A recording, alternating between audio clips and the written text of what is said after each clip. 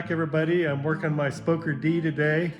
If you haven't seen my other videos, go back and watch my progress over the last few months. Right today, I'm going to be working on hooking up the chains and the differential back to the rear axles and installing the big chain gear in the rear transmission. And then I had him talk with my machinist today. He's working on the crankshaft, trying to finalize getting that done. And hopefully here in a week or so, I can get that home and start installing that. So that'll probably be the next video. But I'll switch the camera around and I will show you what's going on in the transmission.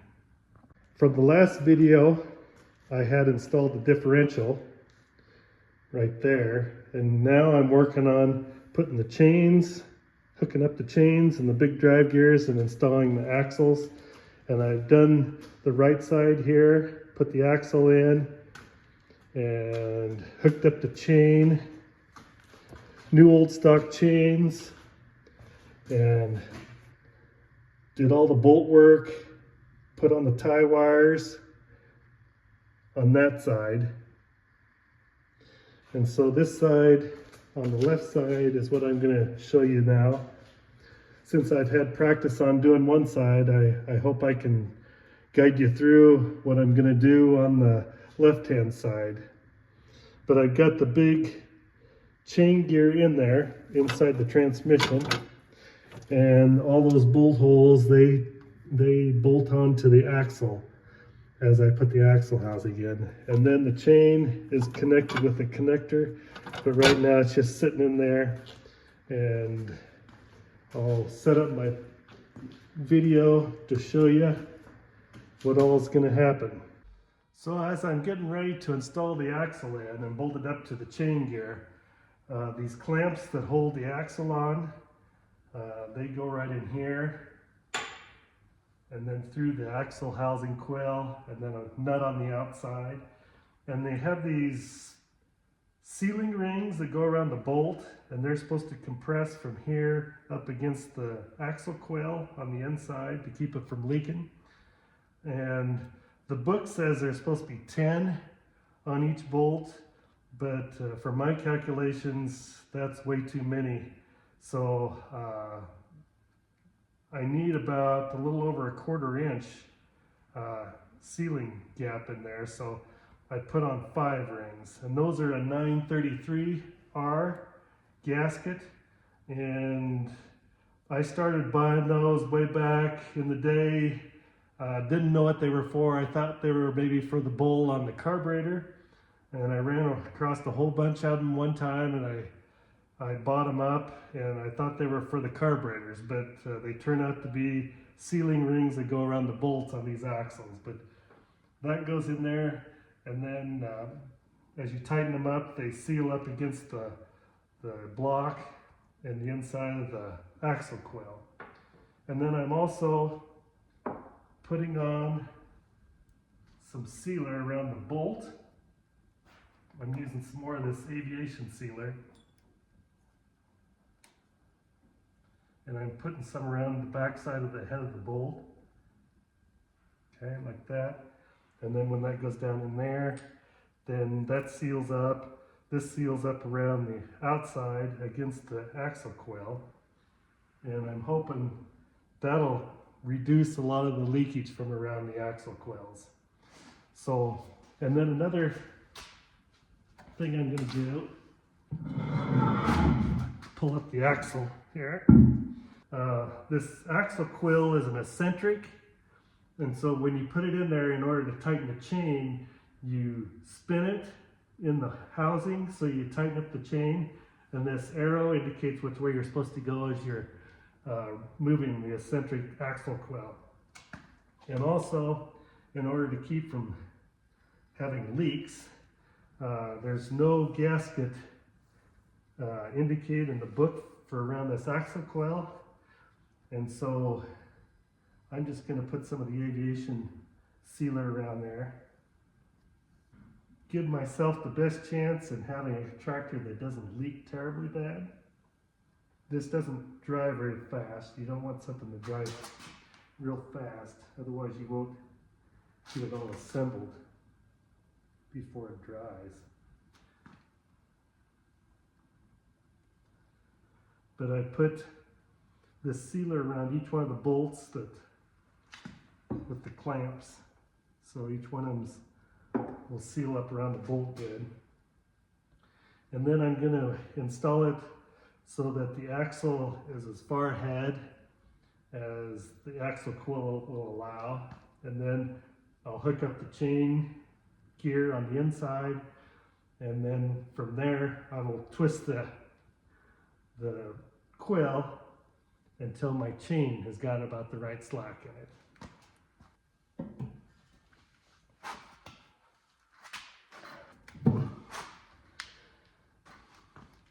Once you get the one on the top lid, will pretty much stay in there.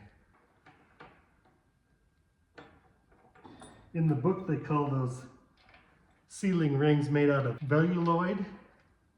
There's a little notch down in there where the clamping block goes into a little notch on the quill. You gotta make sure you get that all in there correctly.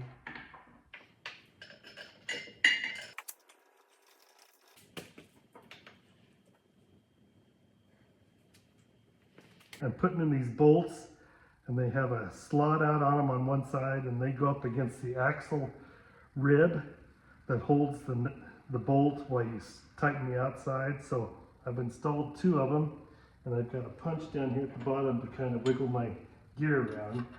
But you insert those from the back side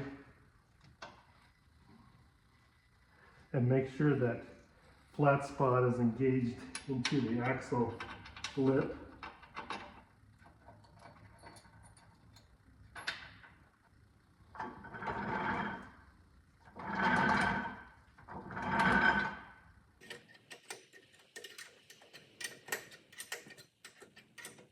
You gotta make sure those shoulders of those bolts go down in the recess.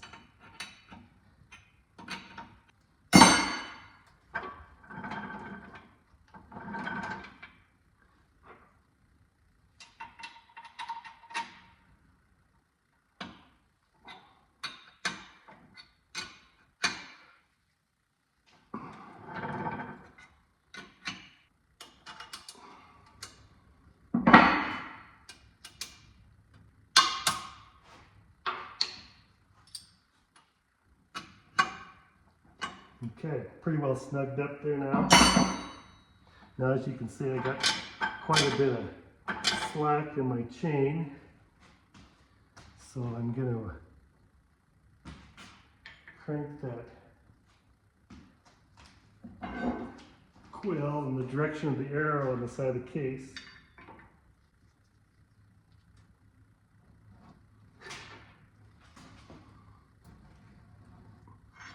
And see how that tightens up the chain there. And as I learned on the other one, there might be a side that's a little tighter than the other. I think the book says try to have about an inch deflection on the chain. So then we gotta tighten up the clamp bolts. How my final deflection of the chain is.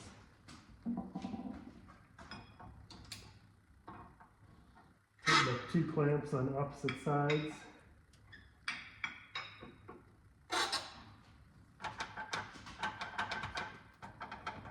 I had to use the die grinder to clean those holes out a little bit so the link would go together. And it's still plenty tight. See, it goes from that much deflection to almost tight right in there. But I don't think it's enough to cause binding, so I'm kind of split the difference. Because right there it's got more than an inch of deflection, but then you roll it just a little bit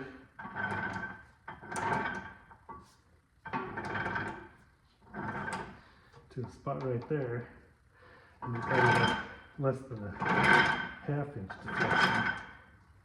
So I think I'm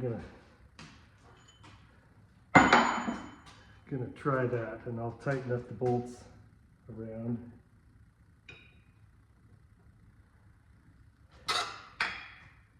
Make sure each one's in the little notch.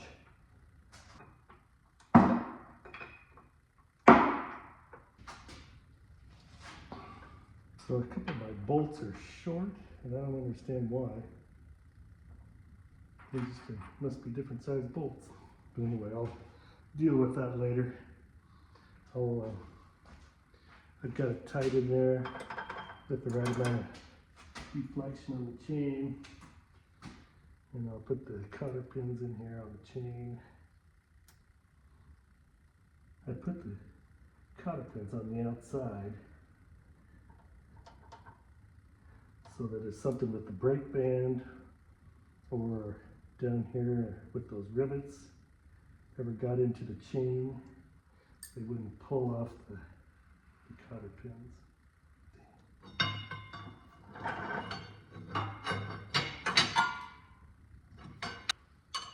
Okay, I think I've been all the way around.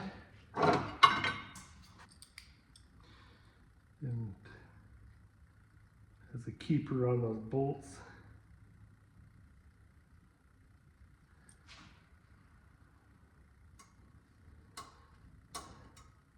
It's not easy to do.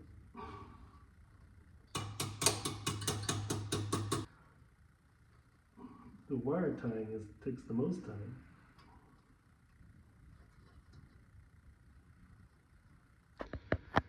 Now I've finished up putting the wire on, tightening all the bolts. I found some correct bolts for in here that are all the same. Got that all tightened up. The quill's all tight. And the chain looks good. And I've installed the brake handle. This is a new old stock brake handle. And then the brake band is adjusted right there. I've got that, and then it was installed into the brake band right here. So that's on a eccentric also. And as you push the handle ahead, it tightens up the brake band. Everything's new in here except for this one gear. You can kind of see on the teeth that they're not perfect. And then this one big chain gear right here was not new. But everything else was pretty new. This is my shifting rail that's going to go in here. I need to figure out what gear I'm going to put on the sliding gear shaft on the outside. Whether I'm going to put the updated set of gears on from the belt pulley or put back the original wide gears. I haven't heard from the machinist yet. I forgot to ask him today when I was talking to him if he had got a keyway in that one gear that goes on the belt pulley, but hopefully we'll have some more parts to install next time when we talk. Now I'm ready. I'm going to put on the serial plate. So here I've got the serial tag and the two special rivets that attach it. And I need to put this on before I put the gear shift lever in, because the quadrant is going to stick out over the top of the tag. So I'm going to install this. I had the serial number researched, and apparently this tractor was born on June 24th, 1925. During the show season this upcoming summer, it's going to turn 100. So that'll be kind of neat. For the folks out there that don't know where to get one of these documents of their serial number or their tractor researched, you can become a member of the Two Cylinder Club by subscribing to their bi-monthly magazine.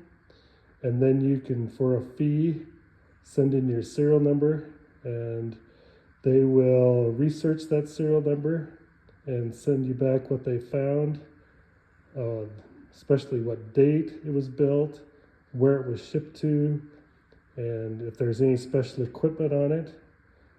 They can all put that information on this document, and they'll send you out this document for your keeping and displaying. So I hope that helps for the ones that have never seen one of these before and would be interested in acquiring one for their own tractor or tractors. So until next time, we'll try to gather up some more parts for it, get it ready to progress on its assembly. And if you like this, why, subscribe to my YouTube channel, and we'll see you down the road. Tractor.